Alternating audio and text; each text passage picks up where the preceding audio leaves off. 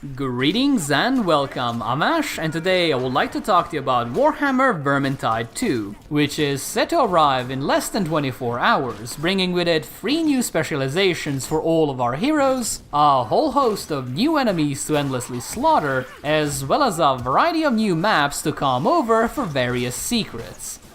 Perhaps most importantly, it will also bring with it the same emphasis on teamwork and player skill as the original. A little while ago, I had a chance to try out a very early demo which left me highly optimistic, albeit slightly worried about a couple of issues. Now that I've managed to get a good chunk of hours into the much more modern and much more complete closed beta, however, I am delighted to say that I am even more eager to get my hands on the final version. Though again, I'm not exactly thrilled to see some of the long-standing issues still alive and kicking. So if you're interested in seeing what Vermintide 2 is all about, and what exactly I feel is still in need of changing, allow me to give you my thoughts after spending a considerable amount of time with the closed beta. I found the combat to be extremely solid even in the earliest demo, so it shouldn't come as much of a surprise to hear that it has remained extremely solid in the closed beta as well. Much like how it worked in the original Vermintide, it is all about teamwork and knowing when to strike, when to dodge, and when to block. All of these are simple and fairly easy to understand mechanics, but the ability to use them to their full potential is something that will likely take you dozens of hours to master. Combine this with weapons that really feel meaty when you swing them, and enemies that split apart with every impact, and you've got yourself a combat system that somehow lets you feel like a demigod, while simultaneously punishing all of your mistakes with utterly merciless efficiency. My goal walking into the closed beta was to try out all of the new specializations, as they each offer a rather unique twist on the gameplay. But unfortunately, due to the leveling restriction, I only had the time to unlock a couple of them. I can understand why it takes a little bit of time to unlock the new specializations. After all, the developers want people to learn how to actually play the game before getting overwhelmed with options. But having to unlock every single one of them individually is a little bit excessive. It is probably too late to change right now, but it would have been nice if you can use your main character to help level up the rest. So that way you don't have to play around in the lower difficulties if you don't want to. That complaint aside, the new specializations really are a nice addition since they offer drastically different playstyles within the same hero. For example, Carillion's Waystalker specialization turns her into a ranged powerhouse that is insanely difficult to bring down. The Handmaiden gives her the ability to stand toe-to-toe with hordes of ratmen without ever flinching, while the Shade Carrier forsakes a little bit of defense for absolutely insane burst damage. They all use the same mechanics and share a lot of the same weapons, but I still found them to be vastly different when it comes to playstyle, and that is a very good thing indeed.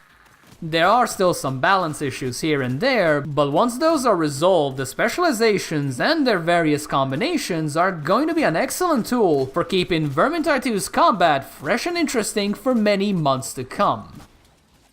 During the previous demo, I only had a chance to fight against a couple of the new enemies, while this time around I'm pretty sure I saw the vast majority of them.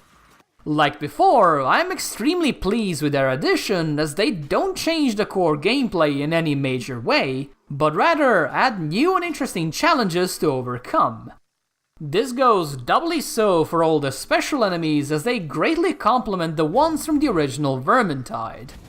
The poor old Packmaster is fairly easy to deal with nowadays, but mix him in with a couple of Warpstorm sorcerers that throw the team around, and suddenly he's back to being just as threatening as he was during the early days of the original. Because of all the new additions, there is a bit of an increase in difficulty, but it very rarely feels unfair, so I really can't complain too much. That said, I can still complain a little, and that's mostly about how often the damnable sorcerers can teleport around. I can only imagine this is a bug, but in the closed beta, the Warpstone sorcerer has an annoying habit of starting up his big spell and then simply vanishing to safety.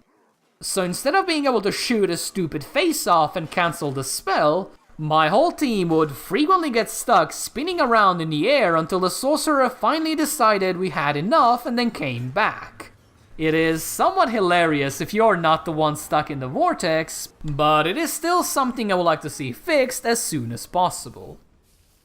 In terms of visuals, Vermintide 2 is a marked improvement over the original, though as I mentioned even in my earlier preview, the raw graphical fidelity isn't comparable to most modern AAA games. That might be an issue to some, but I personally don't mind since Vermintide 2's art direction and atmosphere are what carries the whole experience, not the quality of the rock textures. After all, if slightly muddy textures are the price I have to pay to roam around a rather faithful recreation of the Warhammer world, I would say that is a price well worth paying. Unfortunately, the lighting issue I noted in the previous demo has returned with a vengeance. One would expect enemies to be easily seen in a brightly lit field in the middle of the day, but in Vermintide 2, the more light sources there are on screen, the darker the game becomes. As you can see in the video itself, areas can become almost pitch black despite everything around them being bathed in glorious sunlight. Not exactly ideal given that Vermintide 2 lets you play as a bright wizard, an entire class based around lighting effects. Out of all the problems I mentioned so far, and the ones that are still to come, this is by far the biggest and most annoying one. I can only hope the developers will give us the ability to disable the whole light compensation thing altogether, because being able to see who you're actually targeting tends to be kind of important in games that revolve around precise timing. As for the map design itself, it is great to see that it has continued on with Vermintide's best qualities. In other words, all of the maps I've seen so far are open enough to encourage exploration and the search for extra consumables, but also tight enough to keep things moving at a decent pace. That last part might not sound like a big deal, but given how large the maps are, it is truly important to keep the players constantly moving forward, always changing the battlefield in order to prevent things from becoming too stale. Given the size of the maps, I was also slightly worried there were going to be performance issues throughout the whole closed beta, but thankfully that was not the case. Outside of ridiculously large enemy hordes, I've rarely dipped below 60 FPS, which, considering I was playing with everything on extreme, is quite an admirable feat. Besides the aforementioned hordes, the only other time I encounter FPS drops is while staring at the fires in the Helmgard map. I can only imagine this is related to the lighting issue I mentioned before, since there is no reason a couple of fires should be more taxing on my system than surveying an absolutely massive city all at once. I've seen other people report the same issue as well, so chances are the developer know of this, and hopefully they'll be able to fix this either for release or soon after. The final thing worth mentioning is that the newly reworked loot system is seemingly well done, albeit a bit of a mess. Much like how it worked in the original, you gain better loot at the end of the map depending on how many secret items you picked up, what difficulty you played on, and how many of your teammates were left alive. This was and still is a great system, but Vermintide 2 has managed to further improve upon it by putting all of the items inside of a loot box, which can then be opened on any character in order to receive items tailored to them and them alone. If you're currently stressing about the whole loot box thing, there's really no need to worry, as you cannot buy them in any way, not even with in-game currency.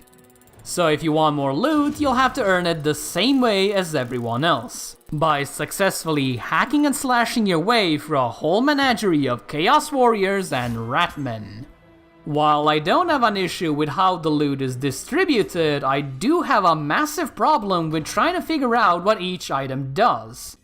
The original Vermintide had some fairly lackluster item descriptions, so I was honestly hoping that Vermintide 2 will take inspiration from community mods and improve upon the system. But unfortunately, that is not the case.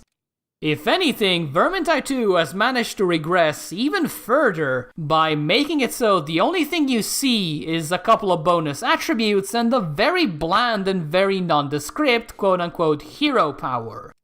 There is no information on the attack speed or damage of your weapon, which attacks break armor and which simply tickle enemies, how much range a weapon has and whether it cleaves through multiple opponents, and the list goes on. It also doesn't help that most items have either identical or extremely similar icons, so it is damn near impossible to tell them apart at a glance, thus further adding to the chaos that is the inventory system. Right now, this is probably way too far gone to fix, but hopefully this is going to get addressed in one of the first major patches, because messing around with vast quantities of loot is one of the most enjoyable parts of an RPG, and as such, it should never be this tedious or this confusing.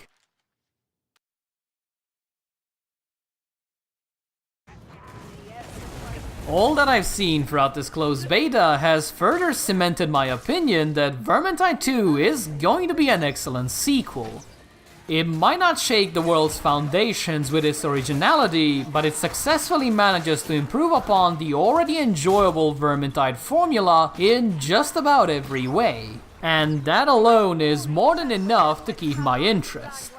Naturally, there are still some major flaws that will need to be ironed out, but despite their presence, I am currently eagerly awaiting the full release so I can finally get my hands on the full version. And once I do, I'll make sure to come back and do a proper review. Thank you guys for watching, and if you enjoyed this, or even if you didn't, please do let me know. And with that said, I hope you guys have a nice day, and I'll see you soon.